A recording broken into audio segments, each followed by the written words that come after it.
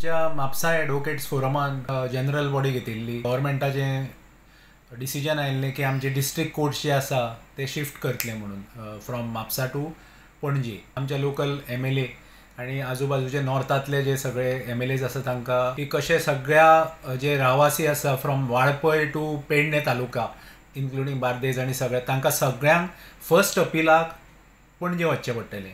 नवीन advocate काडचो पडत किंवा तोच एडवोकेट वचत जाल्यार खर्च वाडटलो. सो हे सगळे प्रश्न आनी हार्डशीपची जावपाची लोकांक ते तांकां समजून सांगले आमी. MLA Michael Lobo, MLA Delilah Lobo आनी MLA जोशवाक मेळ्ळे. लोबो बरोबर आमचें डिस्कशन की अवेलेबिलिटी ऑफ लँड आमचो जो एक्झिस्टींग कॉम्प्लेक्स आसा ताच्या फाटल्यान मोर दॅन 1000 स्क्वेअर मिटर जमीन आसा.